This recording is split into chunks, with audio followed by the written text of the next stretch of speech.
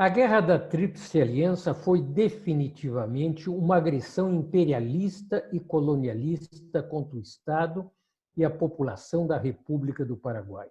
Uma guerra promovida pelo Império do Brasil e pela Argentina liberal unitária. A historiografia nacional patriótica brasileira, impulsionada pelas instituições estatais, pela historiografia tradicional e pelo Exército do Brasil, propôs no passado e propõe no presente ainda que a guerra foi lançada por Solano Lopes, um sanguinário ditador, que foi uma guerra de surpresa, sem avisar, que foi uma guerra avançada, desenvolvida pelo Paraguai, após o Paraguai armar-se até os dentes contra o Brasil e a Argentina. Como foi dito, Brasil e Argentina totalmente desprevenidos e quase desarmados. O superarmamento paraguaio e o desarmamento do Império do Brasil é uma fake news histórica, ao igual que o também é o proposto ataque paraguaio por surpresa ao Império do Brasil e à Argentina. A verdade histórica é bem outra. A desproporção entre os estados em conflitos foi sempre imensa. Nós podemos ver no mapa o que é o pequeno Paraguai ao lado do Brasil e da Argentina. E foi imensa essa desproporção desde o princípio, e sempre em desfavor do Paraguai. Em 1865, no início da guerra, a população do Império do Brasil era de 10 milhões de habitantes. A população da Argentina, aliada ao Império do Brasil, de pouco menos de 2 milhões de habitantes. Ao grosso modo, um e outro, 12 milhões de habitantes. O Paraguai, naquele ano, em 1865, teria apenas uns 450 mil habitantes, ou seja, uma população quase 27 vezes menor. Naquela época, era mais ou menos a mesma população da província do Rio Grande do Sul. Mesmo deixando de lado a Argentina, que se encontrava dividida por contradições internas entre os liberais unitários e os federalistas, o desequilíbrio era idêntico no que se refere à economia. O Império do Brasil, com íntima e permanente ligação através do Atlântico com o comércio internacional, era a poderosa sociedade escravista colonial e é então a maior produtora e exportadora mundial de café. Nós vemos aqui uma foto paradoxal do Dom Pedro, né? Ao lado de trabalhadores escravizados na produção da cafeicultura. A primeira ferrovia do Brasil foi de 1854. Ao findar o Império, em 1889, a rede ferroviária do Brasil, do Império do Brasil, tinha mais de 9.500 quilômetros. O Paraguai, ao contrário, era país de economia rural, sem qualquer indústria, à exceção de uma fundição em Ibicuí, com objetivos militares, um pequeno estaleiro em Assunção, uma estrada de ferro de 66 quilômetros e uma acanhada rede telegráfica.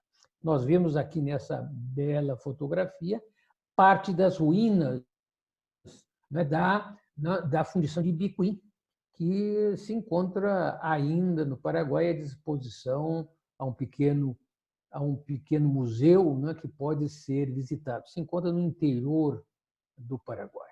Repetindo, né, uma estrada de ferro de 66 quilômetros, né, e uma acanhada rede telegráfica. Né. Desde o início da guerra, né, o Paraguai teve seus contatos com o exterior através do Plata completamente cortados. Né? Ele teria que sair pelo Rio Paraguai e saiu pelo Rio Paraná. A desigualdade era idêntica quanto às forças armadas. Essa imagem aqui nos mostra a planta, né, da fundição de Ibicuí, como eu disse, bem no interior do Paraguai. Né? a gente vê que se servia de um rio, né, para a força, para, né, mover as máquinas, né, para os dejetos. Né. Retomando, a desigualdade era idêntica quanto às forças armadas, né, e sempre em detrimento do Paraguai. Em 1864, a tropa de primeira linha, ou seja, o exército profissional de terra do Império do Brasil, era pequeno, uns 12 mil homens. A historiografia nacional patriótica bate muito nisso. Mas isso não era excepcional, era a normalidade na época, para tempos de paz, né? Praticamente em todas as Américas. Mesmo nos Estados Unidos, né, o exército era muito pequeno antes da Guerra da Secessão. Aqui nós vemos oficiais do Exército Brasileiro, né, numa bela fotografia, né, estática, como na época, pousada com um canhão moderno, né, e com os projéteis. Né? Na realidade, por que os exércitos eram pequenos, os exércitos profissionais? Porque não havia condições econômicas e não havia sentido para sustentar um imenso e inativo exército profissional. Até hoje no Brasil é praticamente a mesma coisa. No nosso exército, as tropas policiais e militares superam de longe o exército, né? O número de homens do exército. Entretanto, a Guarda Nacional do Império, organizada em cada província do Império, com suas tropas de infantaria, de artilharia, de cavalaria, contava com 450 mil homens, a população do Paraguai. Estamos vendo aqui, né, durante uma missa, né, parte de uma tropa, segundo parece, da Guarda Nacional. Né? A tropa da Guarda Nacional era remunerada apenas quando prestava serviços. Quando estava inativa, soldados, oficiais não recebiam nada. Né? E ela podia, a qualquer momento, ser requisitada pelo exército de primeira linha, servindo na defesa das fronteiras nacionais e mesmo nas fronteiras do Império e mesmo fora do Império. Né? Ao contrário, o Paraguai possuía um muito pequeno exército. Né? Entretanto, desde janeiro, fevereiro de 1864, o Paraguai expandira fortemente o recrutamento, prevendo um conflito com a Argentina liberal mitrista, ou seja, com Buenos Aires. O Império jamais pensou, o Paraguai jamais pensou, né, em se contrapor ao Império do Brasil. Né? Aqui nós estamos vendo, né, durante a guerra, né, como se vestia, isso é um desenho feito em loco, né? Como se com a situação de um soldado já paraguaio durante a guerra, né? Um fuzil, uma tanga e muita decisão de luta. Né? Na realidade, essa convocação em janeiro, fevereiro, né, de 64, né, ensejou uma verdadeira mortandade entre os recrutas, né, sem combater, devido a múltiplas enfermidades, né, e as condições inadequadas de alojamento e alimentação. Jamais havia ocorrido algo semelhante no Paraguai. Já em 1866, o exército paraguaio recrutava adolescentes e homens mais velhos e contava com material, né, com material deficiente. Essa ilustração que nós vimos antes é uma definição, um registro, né, objetivo, né, da situação já do exército paraguaio, mais ou menos nesses anos. Né. A proposta de um exército paraguaio de 100 mil homens no início do conflito é um verdadeiro despropósito.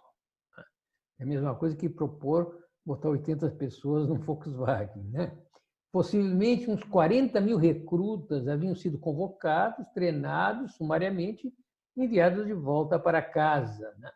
A sociedade e a economia paraguaia não sustentariam um tamanho contingente aquartelado. Ou seja, praticamente 50% de toda a população paraguaia masculina de todas as idades. A desigualdade no armamento entre o Paraguai e a Tríplice Aliança foi, desde o primeiro momento, abismal, em desfavor sempre do Paraguai. O Paraguai começara a se preparar para uma guerra, como nós vimos, né, contra Buenos Aires, em janeiro e fevereiro de 1864. Entretanto, aquilo foi quase surpresa. O Paraguai não fez qualquer compra anterior substancial de armamentos. E mesmo as condições econômicas do Paraguai não permitiam grandes voos. No geral, o soldado paraguaio estava armado com fuzis de chispa e de pederneira, de canos lisos, de balas redondas. Esse tipo de fuzil era muito problemático o uso quando chovia. Era uma arma já na época superada.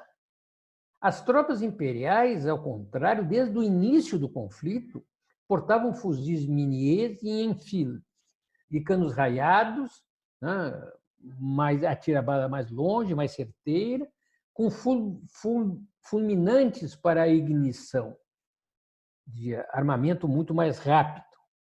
Os fuzis paraguaios, estamos aqui, se pode ver aquele pinozinho em cima, onde é o fulminante, né? Que se coloca aquela pequena cápsula. Né? Os fuzis paraguaios tinham um alcance máximo de menos de 300 metros. Os fuzis imperiais, de mais de 500 metros.